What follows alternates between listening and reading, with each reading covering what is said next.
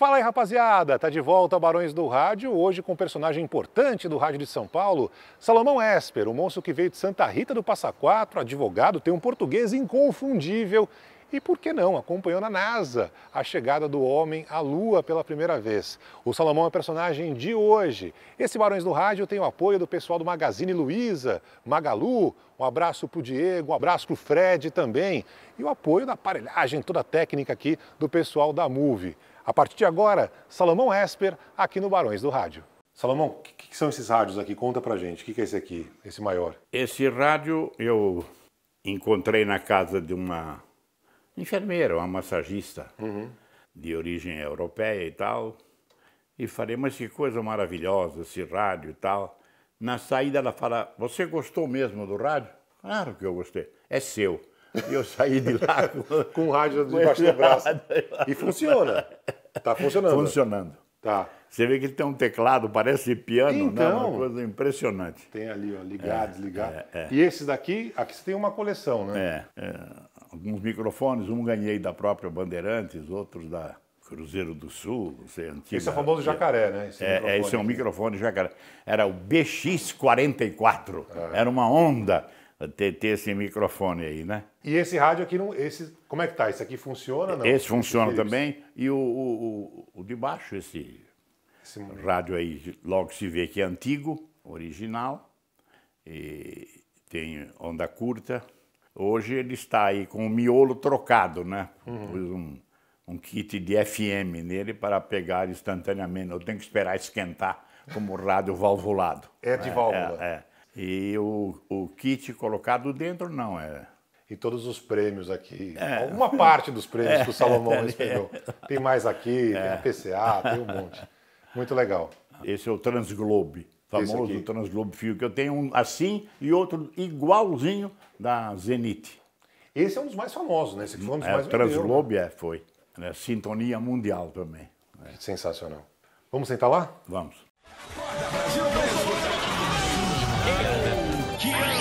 Barões do Rádio. Salomão, muito obrigado por me receber aqui na sua casa. Privilégio. Muita alegria. Conversar contigo. Salomão, antes de contar a tua história, eu queria saber como que você aprendeu esse português tão diferente assim em alguns momentos. Olha, eu costumo dizer que... E impecável. Não tinha uma biblioteca na minha pequena cidade de Santa Rita do Passa Quatro digna deste nome. Então a gente emprestava livros, ninguém tinha em casa a biblioteca grande, salvo alguns advogados da cidade, alguns professores, né? Mas a gente procurava a leitura de algumas obras que a própria escola citava e pedia. Sei. Era matéria de exame, praticamente. A gente não podia deixar de ler Euclides da Cunha, Zé de Alencar, Humberto de Campos. Isso era coisa comum. Quem não tinha, emprestava, né? Eu devo atribuir um pouco desse português que tanta gente elogia como se eu fosse um especialista, fosse professor de português, absolutamente. Eu acho que procuro não falar muito errado, não errar tanto. Que é isso, né? até parece. E eu acredito que a leitura de jornais como o Estadão, o Estado tinha editorial que era impossível apontar um deslize no vernáculo. Era impossível mesmo. O jornal atacado pelas suas posições, muitas vezes radicais, quando declaravam que o político e tal era inimigo de São Paulo ou do Brasil, era a inclemência do Estadão, mas sempre naquela linguagem extraordinária, né? Salomão, tua história com rádio começou muito cedo. Você ouvia rádio numa padaria, é isso? Não, começou muito cedo. Eu via, meu pai não tinha ainda comprado rádio. Já assinava jornal, analfabeto em árabe e em português. Ele assinou o Estadão porque não sei como eles percebiam. E os meus dois irmãos mais velhos, hoje falecidos, frequentaram escolas muito boas que o velho se sacrificava para manter. Teu pai veio da onde? Veio da Síria. E o meu irmão mais velho foi matriculado no Mackenzie. Era uma onda, os árabes Um falava para o outro no Mackenzie, como eles falavam, né? Adoravam Mackenzie College. E quem queria se aperfeiçoar no inglês tinha as oportunidades. E lá, diversos cursos e tal.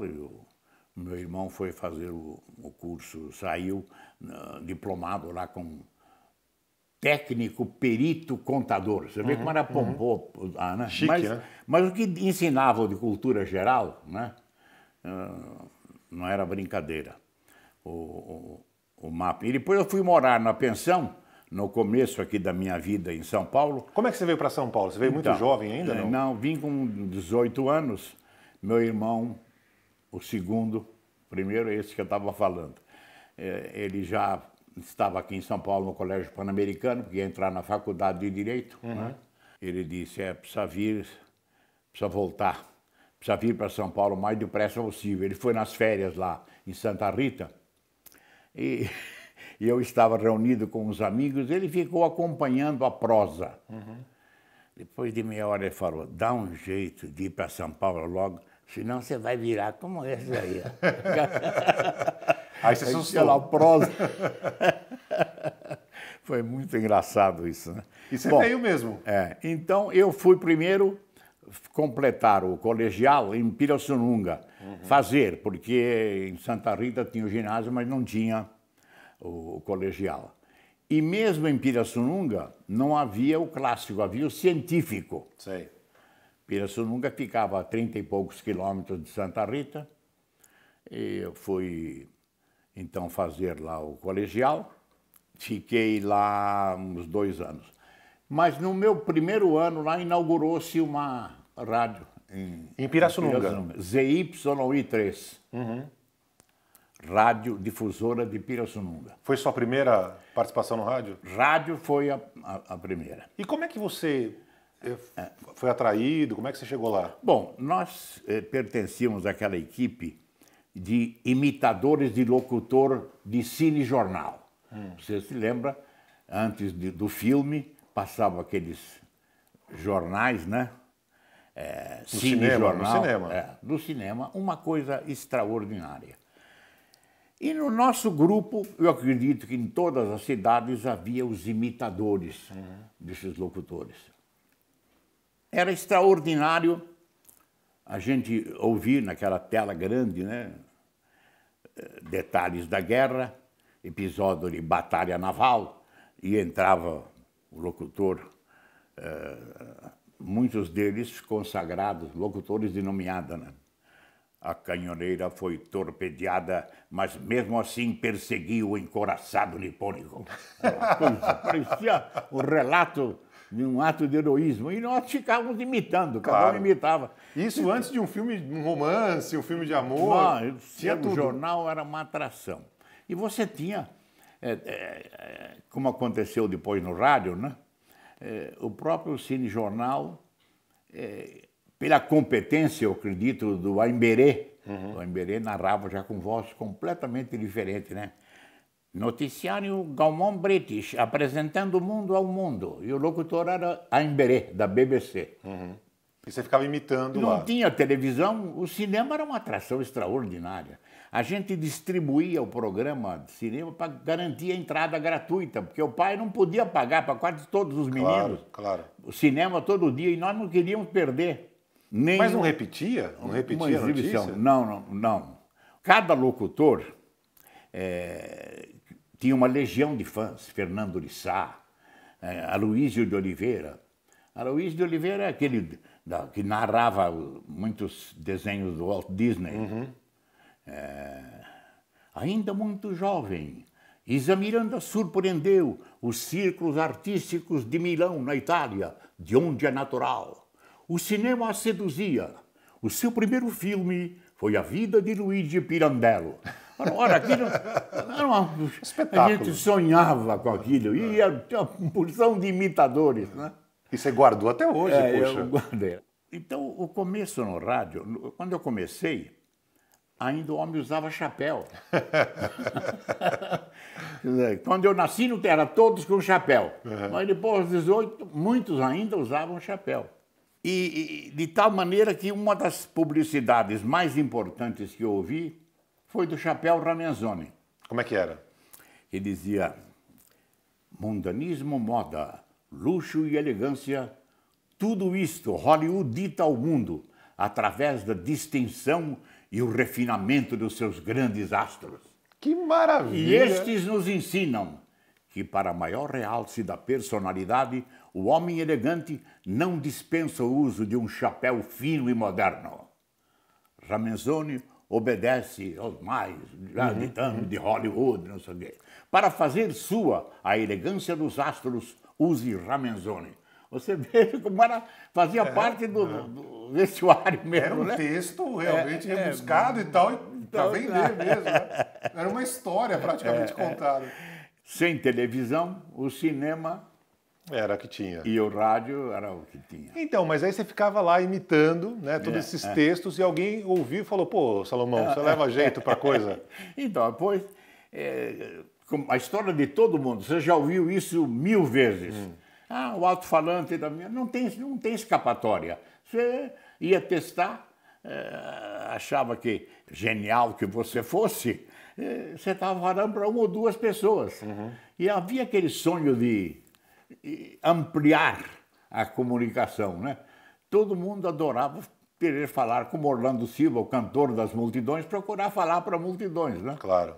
A vaidade descobriu muitos valores importantes do rádio, né?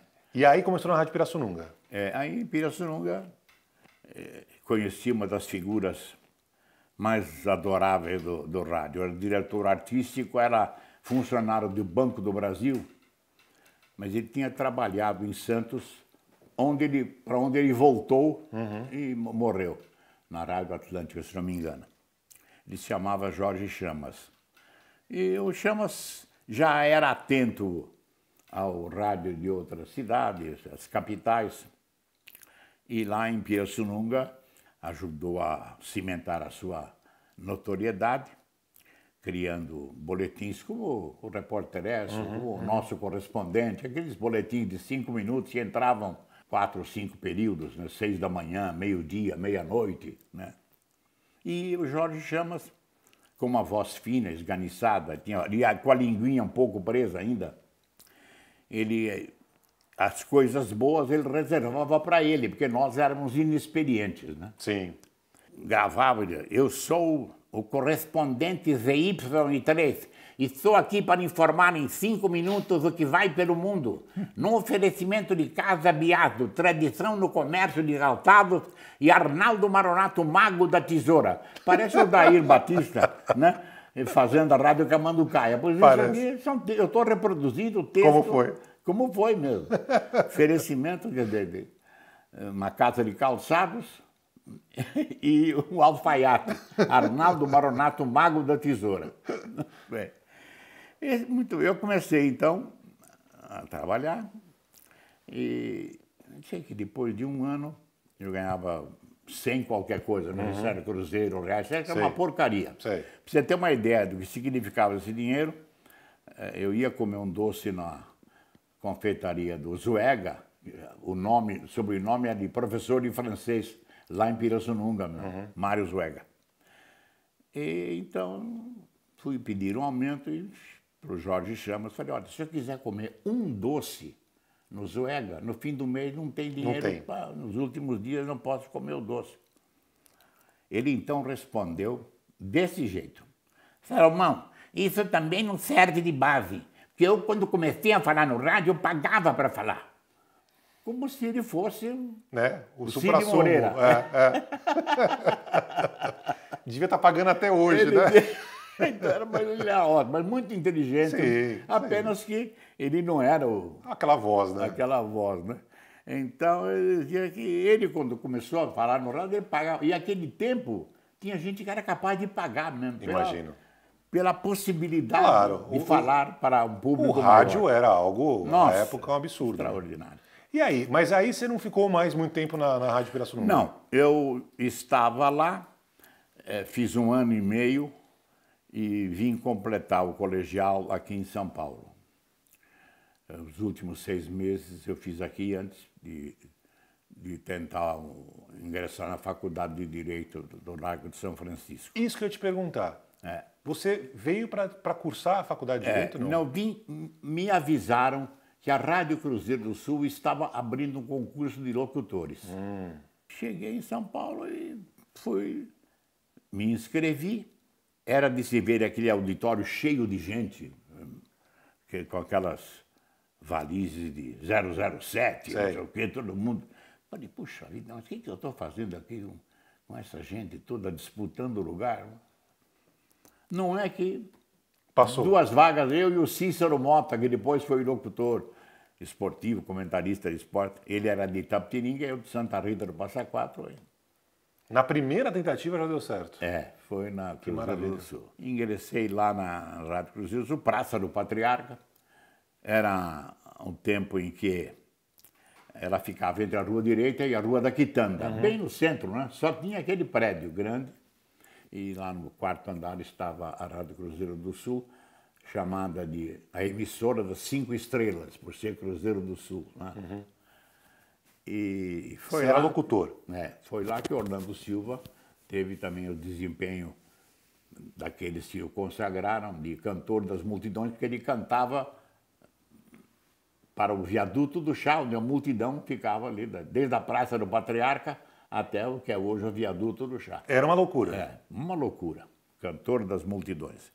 Anos depois, quando ele se recuperou do vício, eu tive o prazer de apresentar do Smoking, a volta de Orlando Silva para o rádio. Já não era a mesma coisa, mas ainda um extraordinário cantor.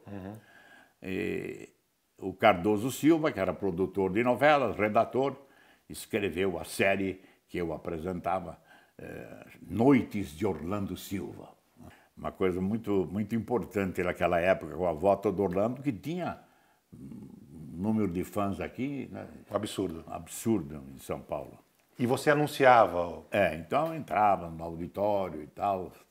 As emissoras tinham o chamado palco auditório. Né?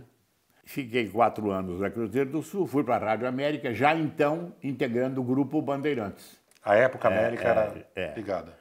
Já estava. Também como locutor, Salomão? Também como apresentando o espetáculo? Programa de auditório. Porque na Cruzeiro do Sul, eu tive a oportunidade de apresentar também durante uns 2 anos o programa Torre de Babel, que era o programa que marcou a volta para os auditórios do Manuel da Nóbrega. O Manuel da Nóbrega era produtor de nomeada no Rio de Janeiro, veio para São Paulo e se elegeu deputado. Porque ele apresentava todo dia no final, no começo da noite, o Boa Noite para Você. Esse Boa Noite para Você, que no Rio, acho que era o Carlos Frias que anunciava, aqui em São Paulo ficou famoso com o desempenho do Nóbrega. Cada dia uma profissão. Boa noite para a enfermeira, para o operário, para meu boa noite para você. Terminava sempre assim. Ele se elegeu com uma votação consagradora. Toda vez que alguém tem uma votação grande, ele fica no fulcro, fica sob os holofotes. A lente também da crítica voltada para ele. E o Nóbrega perdeu o seu lugar, sua preeminência no rádio. Não deu certo na pública, comprometeu a carreira dele. Na Cruzeiro do Sul, uma emissora pequena, perceberam que havia possibilidade de fazer Nóbrega voltar. Não tinha nada a perder, só podia. E o Nóbrega, depois de 3 meses, colocou em primeiro lugar o programa de 11 a 1 da tarde. Que coisa. E eu apresentava o programa de auditório, o programa de calouros lá, e eu fui incumbido de formar a dupla com ele. Ele escrevia os quadrinhos, o programa alternava sketches, instantes de humorismo com música, cantor e tal. É isso que eu ia te perguntar, como é que era? Como é que era esse programa? Porque hoje a gente não tem muito essa dimensão, né? Não tem. O Nóbrega, sei que em 3 meses ficava fila para entrar no auditório, que não era pequeno, não era gigantesco, mas não era pequeno. Homens, a fila saía da porta, Praça Patriarca, para a Rua Direita, e mulheres, Rua da Quitanda, porque as 2 ruas se encontravam ali. E terminavam na Praça do Patriarca, ou começavam. E foi um extraordinário sucesso a ponto da Rádio Nacional, depois Globo, né? Tirou o Nóbrega depois de 2 anos, levou com a equipe toda lá para a Rádio Nacional. Mas aí você falou que você também foi para a Rádio América. É. Então, eu saindo da Cruzeiro, fui para a Rádio América, e da Rádio América é que, pertencente ao grupo da Bandeirantes, comecei a fazer algumas coisas esparsamente lá, inclusive o programa de calouros que eu apresentava na Rádio América, com o nome de Salomão Faz Justiça. Ele... Como é que era? Conta pra gente como é que era o Salomão Faz Justiça. Porque programa... eu imagino que devia ser também. Não, programa de auditório, você entrava na Rádio América, pela ligação com a Bandeirantes, os titulares do Ritmo, era um conjunto de cantores cegos, né? Acho que o último desapareceu até recentemente. E eles gravaram o prefixo. Então você entrava no ar com a vinhetinha, né? A vida está para o Salomão, que não é rei, mas tem a lei na mão. Sabedoria não lhe falta, não. E se o calor enguiça, Salomão faz justiça. Até isso. Que bacana. Era uma das primeiras, Muito bem. Então, quando o Nóbrega chegou na Rádio Cruzeiro do Sul, como era o único programa de auditório, fizeram um concurso, onde está Nóbrega, quem ajude a encontrar o Anel de Nóbrega, a campanha de lançamento dele. E aí ele entrou no telefone um dia, bateu um papo comigo, aquele telefone era um inferno naquele tempo. Imagino. Né? Ele entrou e tal, e anunciou o programa, que depois virou esse sucesso de que lhe falei, e que acabou levando ele para...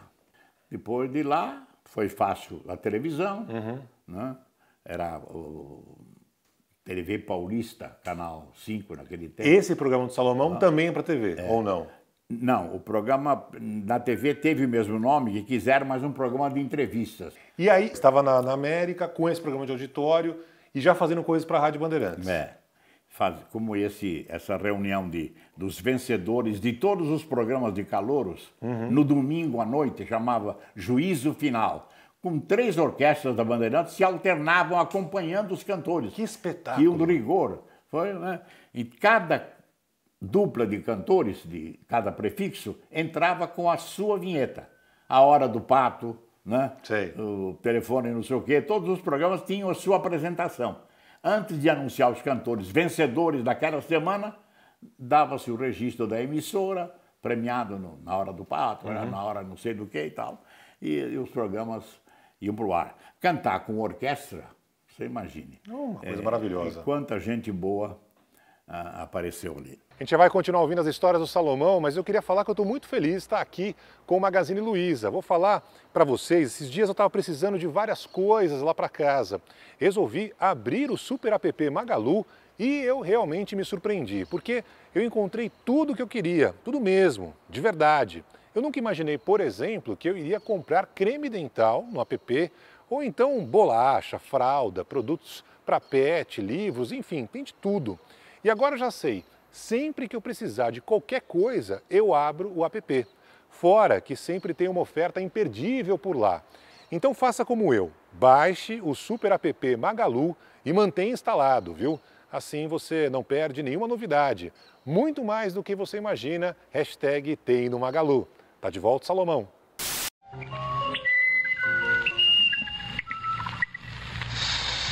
Silêncio. O Banco do Estado de São Paulo, presente onde possa ser útil a você e à economia do país, neste momento vai chamar...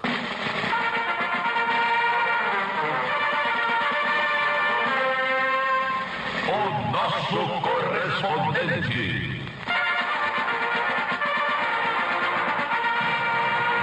Produção Alexandre Cadum. Serviços de teledivia La France Presse, UPI, Ansaplan de Brasília, Telex Nacional e Agência Noticiosa Radiantes Apostos. Verdade.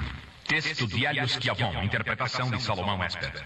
Asfalto molhado no Jardim Leonor. Aqui é de 85% teor de umidade relativa do ar. Filamento de mercúrio marca 16 graus, enquanto chuva copiosa torna a cair. O aeroporto de Congonhas permanece totalmente interditado em consequência do mau tempo. O tempo não para. Salomão, além dos shows, do jornalismo, dos informativos, também tinha a radionovela, que era muito forte, né? Bom, as emissoras, mesmo as emissoras médias, tinham alguns momentos de radioteatro. A Record tinha a série conduzida e apresentada pelo Manuel Durães, que era um nome famoso da época, mas do grupo de emissoras integrado pela Rádio Record, havia a Rádio São Paulo também. A Rádio São Paulo se especializou em novelas. Era novela, como tinha emissora dos esportes, tinha a emissora das novelas. Que era Pan-Americana, né? Exatamente. Esportes, né? O tempo todo a Rádio São Paulo fazia novelas. E o Cardoso Silva estava, na época que eu entrei na Rádio Cruzeiro do Sul, estava integrando o casting da emissora e tinha também as novelas produzidas, dirigidas, ensaiadas pelo Cardoso Silva. Cada uma tinha o seu espaço para a novela. E eu estava ali no noviciado ainda, vendo os artistas reunidos no estúdio, pela divisória de vidro, eu olhando, e aquela história de abrir porta aqui, enferrujada, para fazer a sonoplastia. E quando era ventania, balançava-se uma folha de Flandres. Né? Isso aí todo mundo conta, mas era assim mesmo, a sonoplastia era desse jeito. Né? E era algo maravilhoso. E assim né? mesmo eu estava lá, deslumbrado, olhando. Né? Nisso, a atriz principal tem lá um delíquio, como diria o Jânio Quadros, desmaia, e o Cardoso Silva sai com ela no colo. A moça era Aldaísa de Oliveira, me lembro perfeitamente do nome. Grande atriz. Quando eu me aproximei, disse: o que houve, Cardoso? Ele estava esperando aquela pergunta, porque foi um momento de glória para ele. Ele disse: ela não resistiu às emoções do 4º capítulo. Agora, naquele tempo, o Nóbrega, Banel do Nóbrega, encontrou isso muitas vezes. Ele fazia lá aqueles teatrinhos no programa e a atriz chorava, a própria intérprete chorava. Era para puxar o saco do Nóbrega para garantir a permanência. Isso era comum, sabe? Como até hoje. Até hoje, puxar nível. o saco de alguém, é normal. Então tem gente que tem o seu casting exclusivo, né? Cada novela de fulano de tal... Tem sempre a mesma patota ali, a né? mesma patota. Né? Mas então eu acho que a maior vitória é dizer que a própria intérprete desmaiou emocionada com Quando viu ali o 4º episódio. Ô Salomão, e como é que foi fazer direito, né? Você é formado em direito. E de que forma o direito te ajudou, a advocacia te ajudou? Chegou a exercer a profissão? Não. O meu irmão, o Carício, chegou a ter escritório, botou meu nome até, mas eu estava empolgado com o rádio. Para você ter uma ideia, no primeiro ano desse programa do Nóbrega, que era de 11 a 1h da tarde, me impedia de assistir sempre as 2 últimas aulas. Eu saía às 10, porque o programa começava às 11, acabava 1, de modo que o primeiro ano eu fui direto para a segunda época. Cabulava as aulas. Porque não ia às aulas. Aí eu disse: não, espera um pouquinho, vamos levar isso mais a sério, vamos dar um jeito de acomodar. E aí eu me dediquei um pouco mais, pelo menos, para concluir o curso, né? Que aconteceu em 57, colando grau em 58. Mas você nunca teve vontade de exercer? Não. Aliás, essa história aconteceu também. Nós estamos sempre juntos, 40 anos juntos, eu e José Paulo de Andrade. Ele também começou a trabalhar na profissão de advogado e acabou desistindo. São 2 desistências que ele conta, né? Da advocacia e a outra que ele conta é do esporte. Ele chegou a narrar muitos jogos e o José Paulo olhou o cenário ao redor, começou a olhar e falou: olha, eu vou ser aqui sempre, por mais que eu tenha qualidades e virtudes, não vou alcançar. E citava os nomes da época, como hoje você tem Zé Silvério, Luiz Costa, tanta gente boa, né? Naquele tempo, para mim, o melhor narrador de esporte era o Aurélio Campos. Aurélio Campos fazia pela difusora. E em Santa Rita, a emissora chegava pela onda curta. E ele também era uma tática de estar sempre presente nas partidas do time que tinha a maior torcida. Então, não tinha jeito. Eu aprendi a admirar o Aurélio Campos. Aurélio era uma voz extraordinária, um bom improviso, né? E ele tem, na minha opinião, o melhor texto publicitário que eu ouvi até hoje, que era de cerveja. Você se lembra que, até recentemente, não há anúncio de cerveja que não tenha mulher pelada na praia, né? Aquele busto maravilhoso, pernas da Mistinguett, né? Aqui no Brasil, pernas da Liris Castellani. Bom, e o Aurélio Campos tinha um texto que para mim vale mais do que tudo isso. Né? Extraordinária cerveja, extraordinária bebida, Brahma Extra. Além de ser Brahma, ainda é extra. Uma coisa tão simples que eu nunca vi juntar, né? Uma coisa essa coisa tão boa. E assim ele... você sabe que o Aurélio depois brilhou na televisão, nos auditórios, apresentando O Céu e o Limite, né? Com aquela competência que ele tinha, né? Foi verdadeiramente um nome. Mas ele foi no esporte também, que ele deixou depois, atraído pela televisão, para fazer programas de auditório sempre bons, né? Salomão, antes de falar da sua chegada à Rádio Bandeirantes, essa parceria histórica com o Zé Paulo, como é que foi essa história de você ter rejeitado, mesmo depois de ter sido aprovado no Repórter ESSO? Como é que foi isso? Olha, foi uma seleção, não foi um concurso. Alguns participaram e me escolheram para ser o Repórter ESSO. O Repórter ESSO era famoso já no Rio de Janeiro, na Rádio Nacional. E aqui em São Paulo, colocaram o Repórter ESSO, a mesma agência de propaganda, o mesmo cliente e tal, mas com os locutores do horário. Não era um escolhido para ser Repórter ESSO. Não tinha um Repórter ESSO, por exemplo? Não tinha um Repórter ESSO, era o locutor do horário. Um absurdo isso, né? E aí a Macanelli, se eu quis acabar com isso, o Repórter ESSO era apresentado na Rádio Record e ia para a Rádio Tupi. Aí resolveram fazer, então, essa seleção para ir para a Rádio Tupi. Papei essa também. Né? Conseguiu? Fui lá, comecei a apresentar.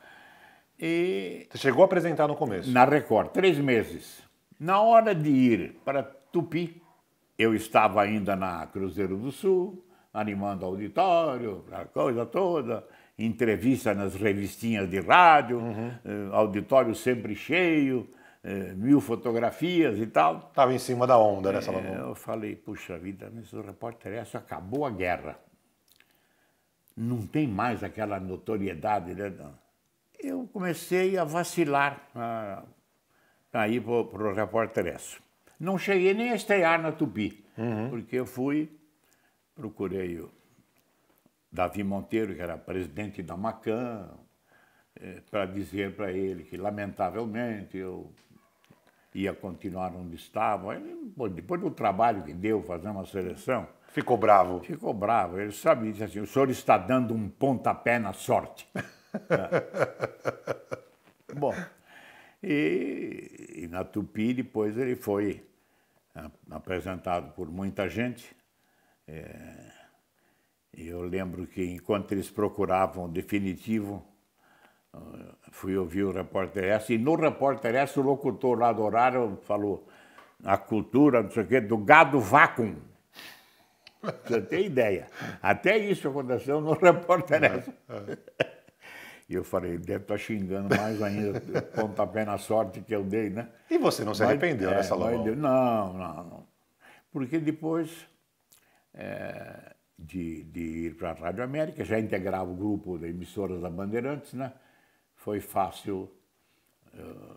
Não deixei a Rádio América, eu agreguei a Bandeirantes.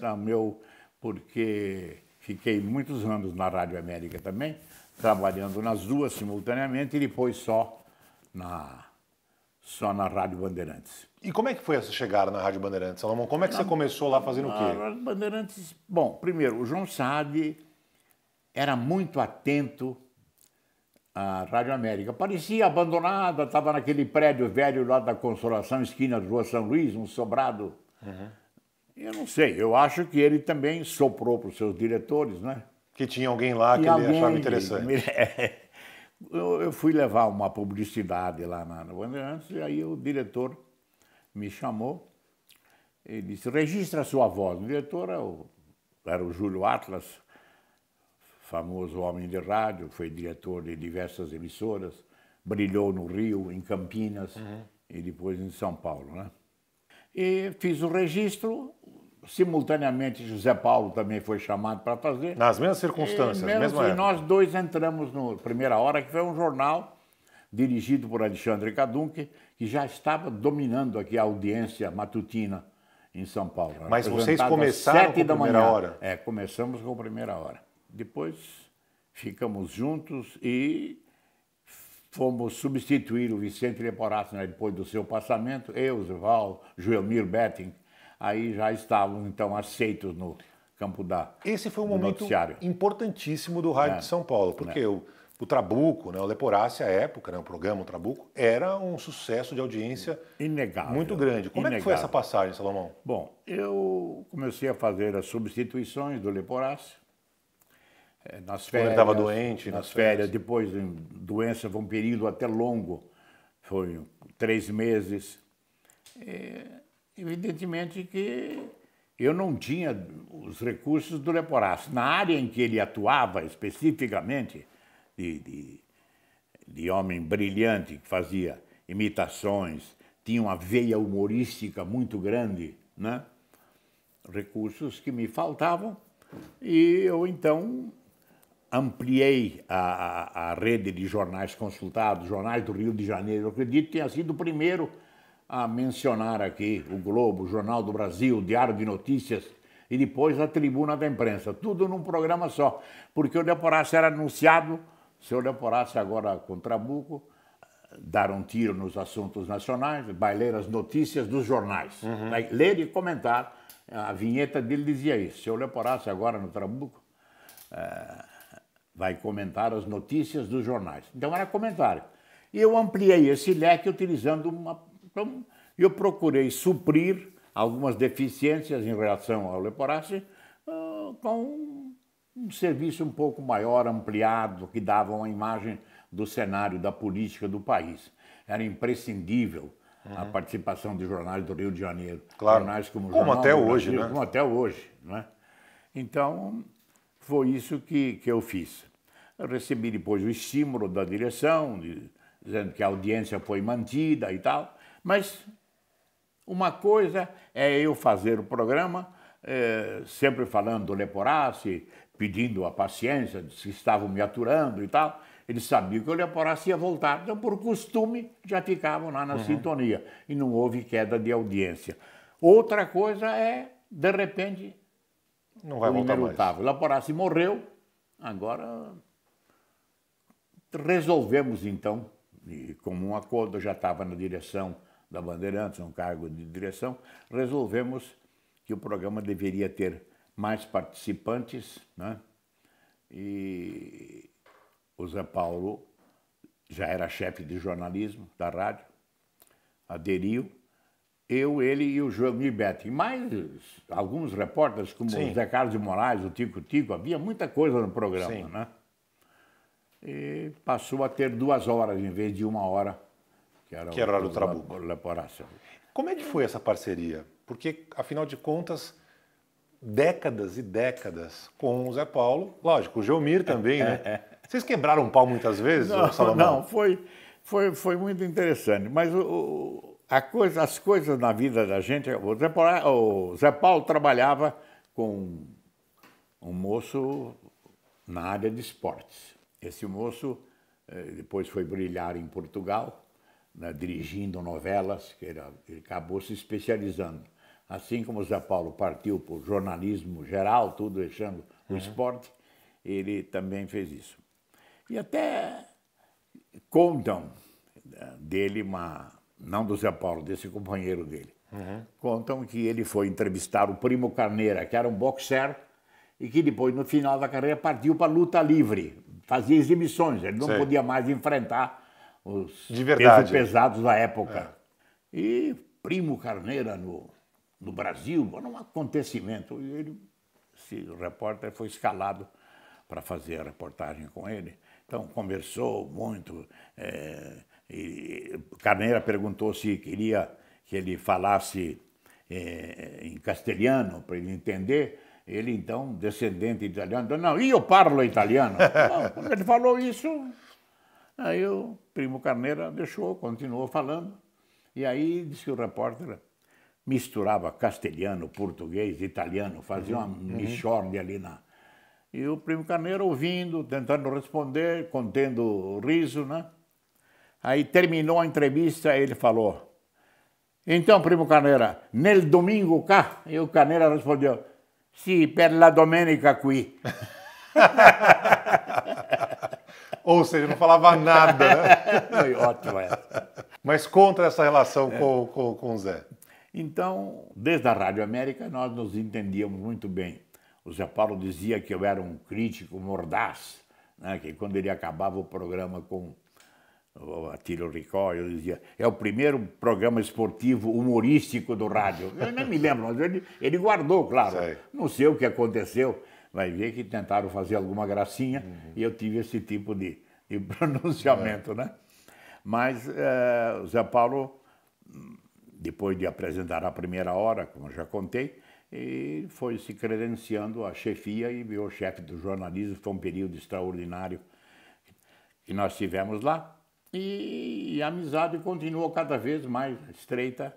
E quando houve o passamento do Leporassi, juntamos as forças e passamos a apresentar o programa, que ficou anos e anos no ar também com esse formato. Com esse formato.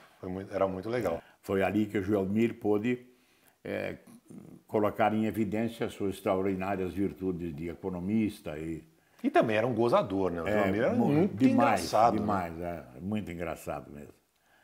O Joelmir, eu brinco muito que ele e o Ney Gonçalves Dias gostavam de inventar histórias, né? O Joelmir veio de Tambaú. Tambaú, zona de cultivo da cana, como Santa Rita do Passa Quatro, café, cana e tal. E olha, quem teve na roça como o Joelmir, devia mastigar um pouquinho da cana, e aquilo para acabar com os dentes não tem coisa igual, né? Então, destrói tudo. E ele vivia indo ao dentista e tal, então perguntavam, mas, Joelmir, como é que isso precisa pôr dentes assim? O que aconteceu com você? Eu estava na Finlândia, não era um país de 50 graus abaixo de zero, um congresso lá de economistas, e a limusine vinha me buscar, já estava com diversos companheiros no carro. Quando parou na porta do hotel, lá dentro não sentia nada dos 50 graus, 30 graus abaixo de zero.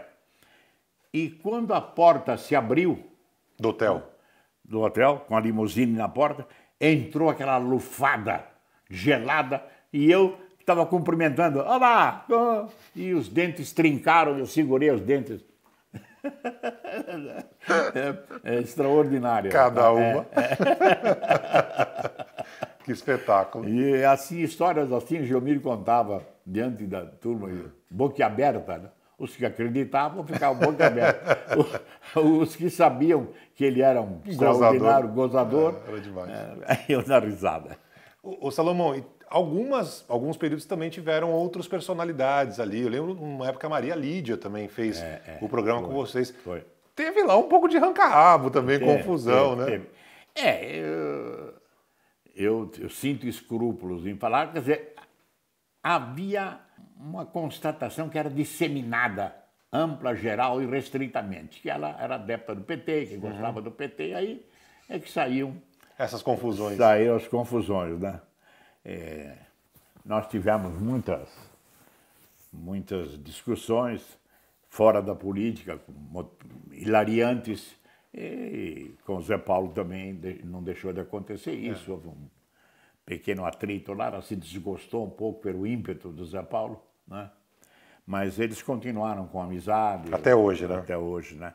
E eu, particularmente, agora parece que a Maria Lídia não está nem na Gazeta, emissora que ela ficou anos e anos também, né? Mas uma moça de valor, de um improviso extraordinário, né? E lia muito, com conhecimento da política, e foi um momento de consagração do programa, apesar dessas tendências e da radicalização que era imposta pelos ouvintes, que eles também estavam divididos. Como até hoje Como até né, hoje Salomão? Ou até pior, né? Vai saber. Isso mesmo. Salomão, como é que é continuar trabalhando perto de fazer 90 anos? Eu me sinto um privilegiado de poder continuar na Berlinda depois dos 80 anos. Estou beirando os 90 já.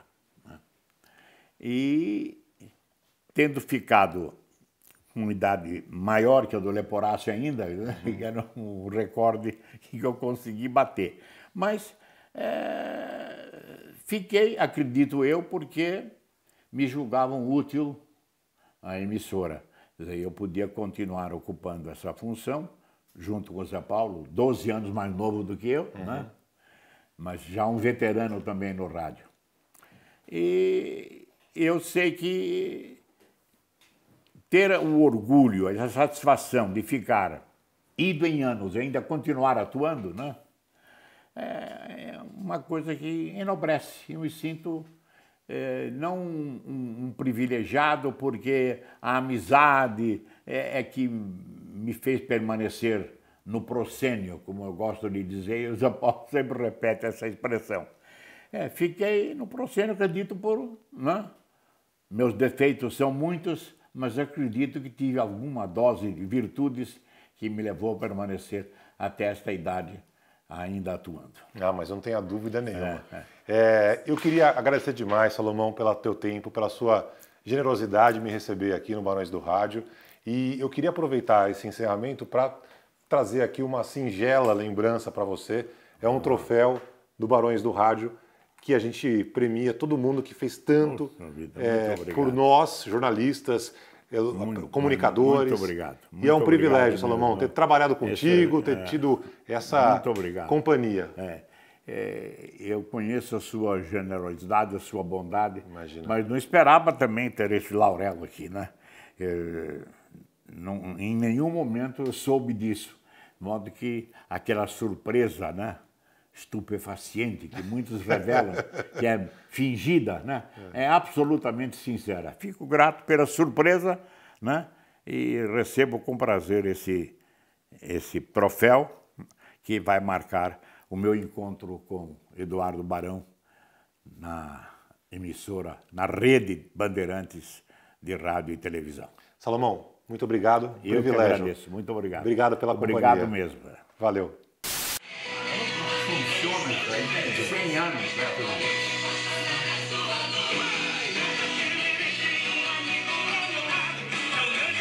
Aqui, ó. FM, né? FM.